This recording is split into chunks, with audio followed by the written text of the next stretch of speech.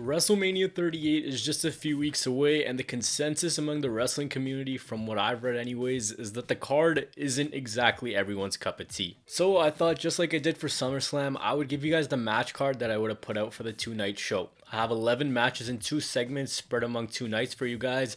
A quick little preamble, I don't normally do these, but this was going to be a booking video of how each storyline should have gone, all the twists and turns.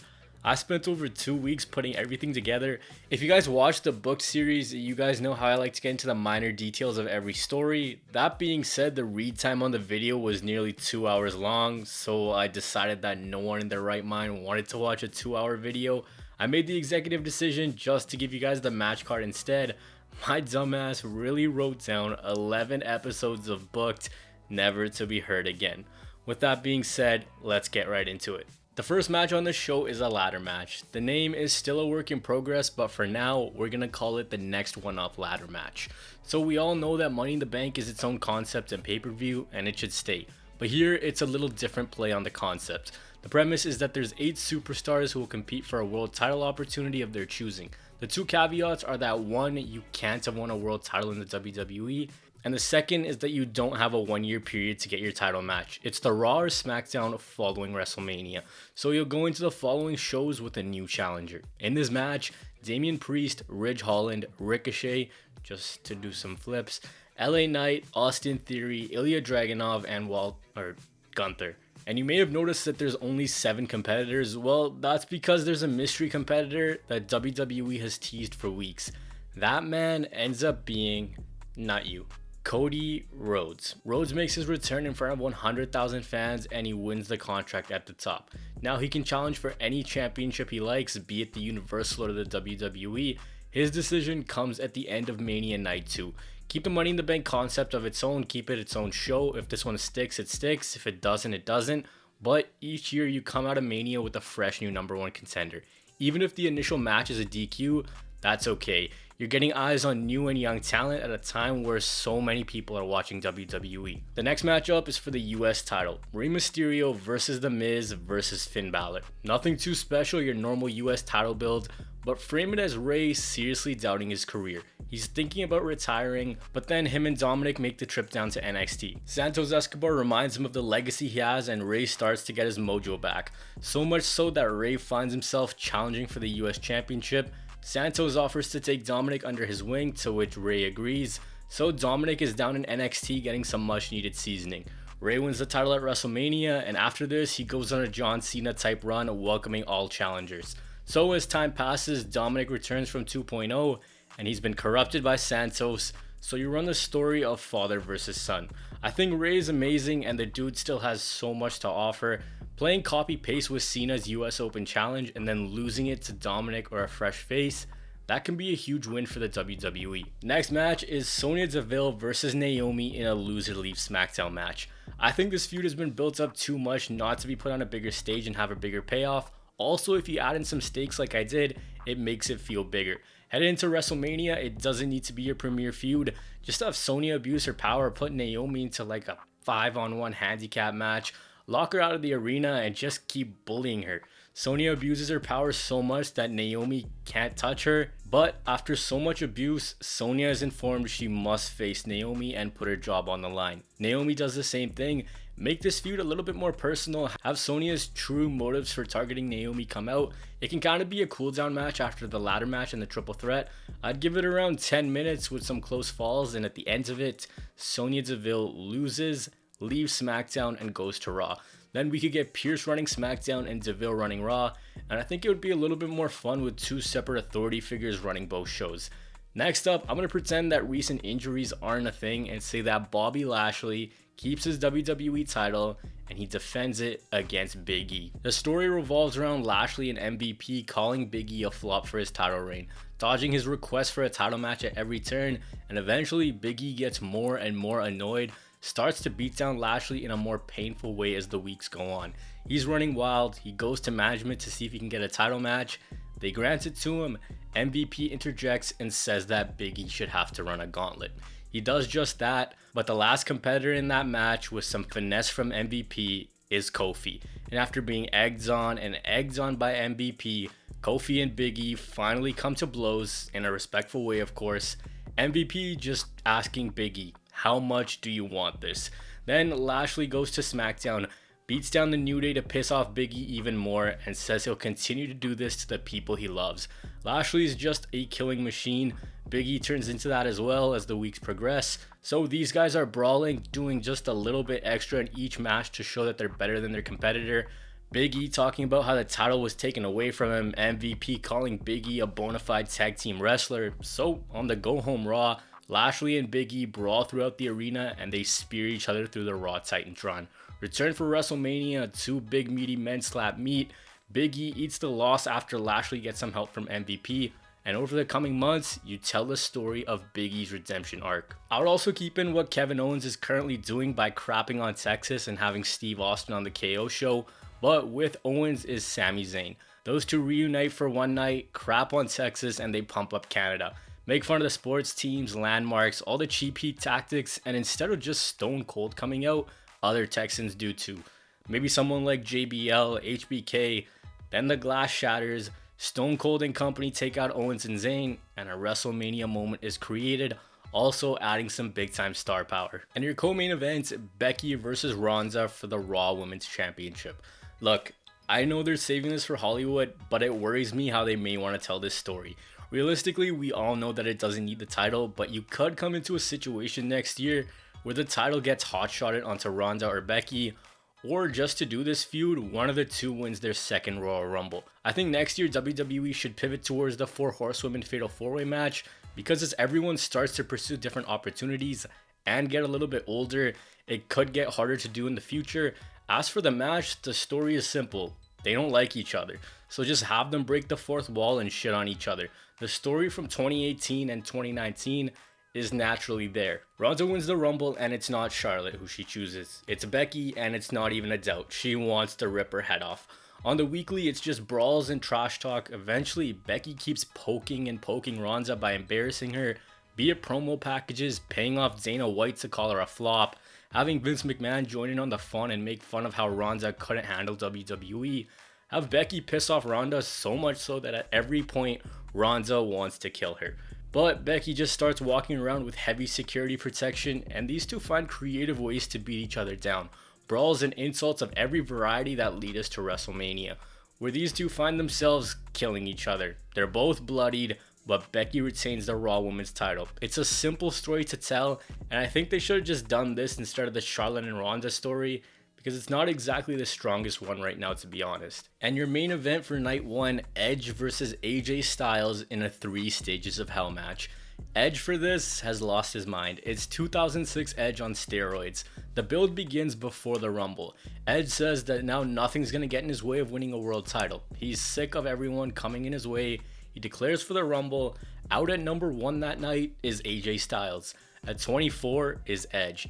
And as quick as he came in, he's dumped out by AJ. So Edge, knowing that his path to Mania just got a lot tougher, goes back into the match, dumps out AJ, and they brawl throughout the arena. The next night, Edge calls out AJ, low blows him, hits him with 3 concertos, and fully turns heel.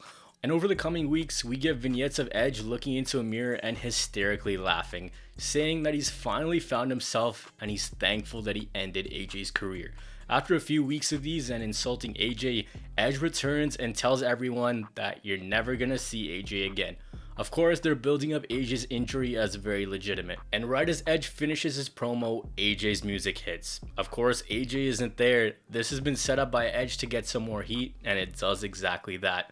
The next week, Edge gives a eulogy on AJ's career, but of course, out of the blue comes AJ. They have a locker room clearing brawl, they're trying to run each other down, and in the coming weeks, there's home invasions.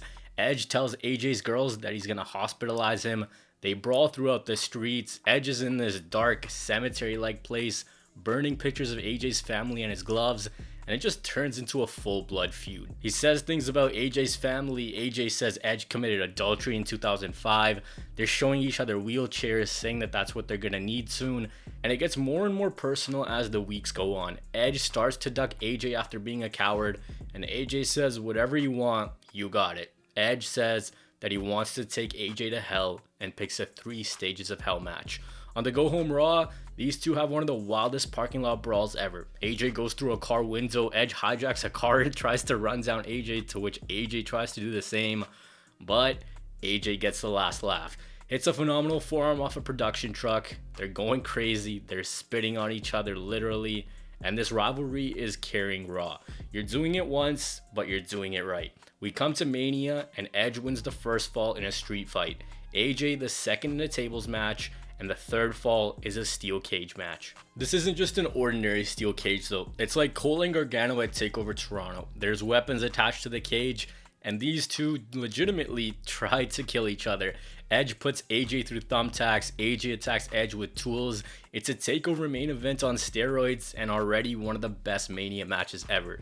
And then both men go up to the top of the cage. AJ pushes Edge off the cage, pulls off his elbow pad, goes for the phenomenal forearm off the top of the steel cage, and just as he's about to connect, Edge catches AJ with a spear. Edge gets the win, and from here he could continue to somehow get darker. You could make this character an even bigger heel, maybe his own version of the Brood, give him a faction, and he could continue to pursue a world title headed into SummerSlam. For this story, I had such a wild one written down, promos and all. If you guys want to see that in a future booked episode, let me know. But here is your night 1 WrestleMania card. The ladder match starts it off, and the blood feud of AJ and Edge caps off the night.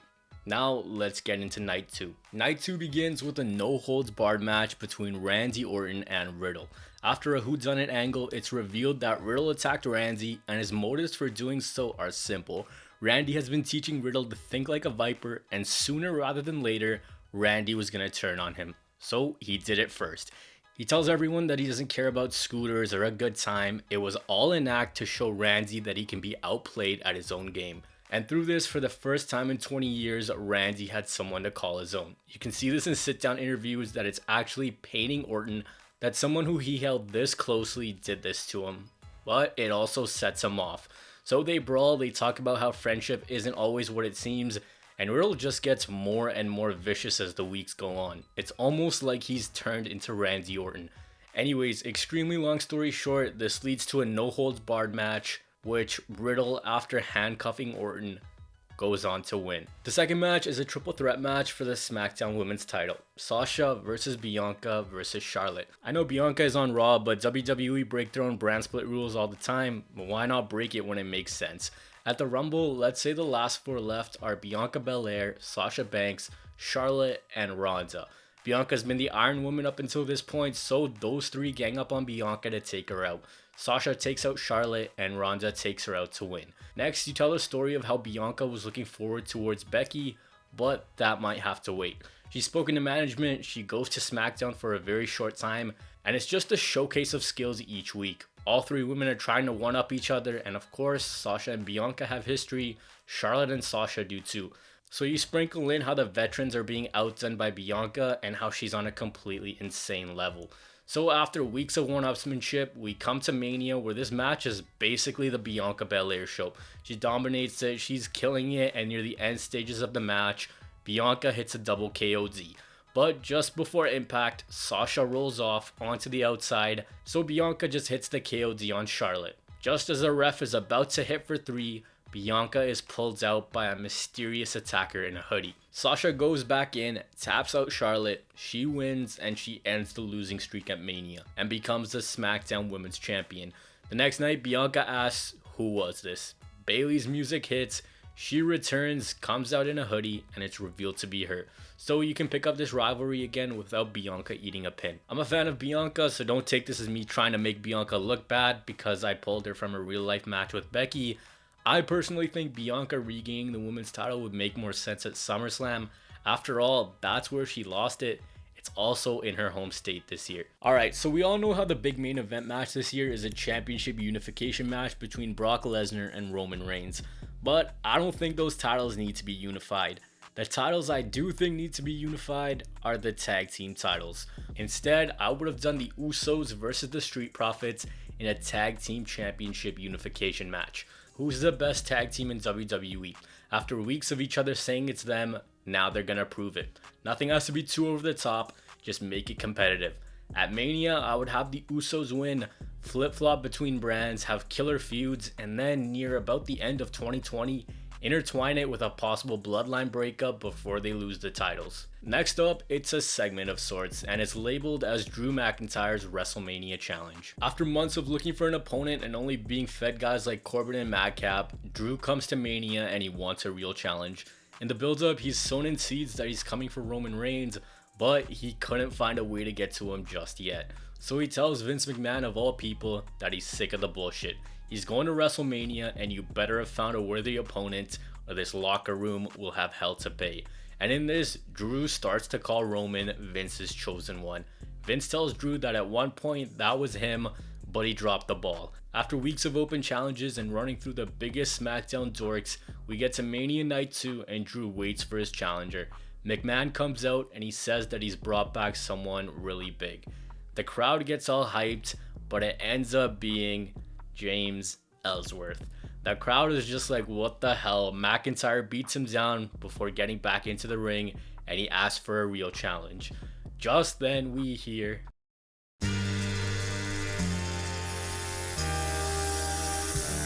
Cena comes out, he showers praise on Drew, and the two have a competitive match where Drew ends up winning. Cena gives Drew some more endorsement and they continue the subtle hints towards Drew beating Roman Reigns. These two shake hands, and personally, my agenda is that Cena returns on the 27th of June, his 20-year WWE anniversary, but realistically, I couldn't find anything else for Drew to do because this isn't it. I think you could tell the story of Reigns and McMahon going on a power trip together and then Drew being the one to overthrow them, because here you've sown in some hints. Next up after that segment, it's our second to last match. Just like the opportunity the men had, the women get one too. The women's next one-up ladder match. In this is Liv Morgan, a returning Lacey Evans, Shayna Baszler, Io Shirai, NXT Women's Champion, if she retains, Mandy Rhodes, Shotzi, Xia Li, and Indy Hartwell. It's a fun match, but at the end of it, the winner is Shayna Baszler. She decides to keep things on SmackDown and challenge Sasha Banks for the women's title, so we get a ladder match winner from both Raw and SmackDown. I'm going to say that Cody challenges Lashley because I think you got to keep him away from Roman Reigns right now. So Cody versus Lashley and Sasha versus Shayna. Now you have something to look forward to on the shows after Mania. Next up, they run some promo packages for Mania 39 in Hollywood. I'll be there. Superkick goes Hollywood. The Weeknd performs at WrestleMania because this is my card and my budget is unlimited. And now the main event, Roman Reigns, Seth Rollins, and Brock Lesnar. 7 years on for the Universal title, I think the story was right there to tell and you wouldn't have to unify the titles. After Brock wins the Rumble, the night after you have Rollins come out and say that it should be him against Reigns, that he has Reigns' number like no one else does. And over the coming while, it's just denied at every turn. You could fully lead into that Vince's chosen one narrative and have Vince deny Rollins, until Rollins turns fully babyface and works his way into the match by beating Brock at WWE MSG. And now Reigns seems scared that Rollins is here. Lesnar is talking about how he's blood hungry, Rollins says that he has Reigns' number, Reigns is on about God mode and the works, and you just have it so that all three of these men are brawling on a weekly basis. Locker room clearing brawls, Rollins talking about how he has both men's number, and then we get to Mania and these three have a great match. Of course, Reigns retains, but Lesnar eats the pin. So you build towards Reigns and Rollins at the 10-year anniversary of the Shield. You get a definitive winner there, and at the end of Mania, Rock comes out to confront Roman Reigns, and you begin their build for WrestleMania 39. You have a ton of star power in these two nights, be it Stone Cold, a returning Cena, Edge, Reigns, The Rock, hell, even The Weeknd. You have Cody return, which creates a ton of buzz, and you've sown in seeds for the future with the two ladder matches. Drew's hunting for the Universal title. Even Riddle and Randy Orton could have their feud climax inside a Hell in a Cell match. So that was my quick little match card video, way shorter than the 2-hour video that was originally going to come out. I think this card has variety and it also has the potential to be a crazy show. I hope you guys enjoyed it. Making content for you guys is a ton of fun. I appreciate you guys being here. Take care, and of course, enjoy WrestleMania. Peace.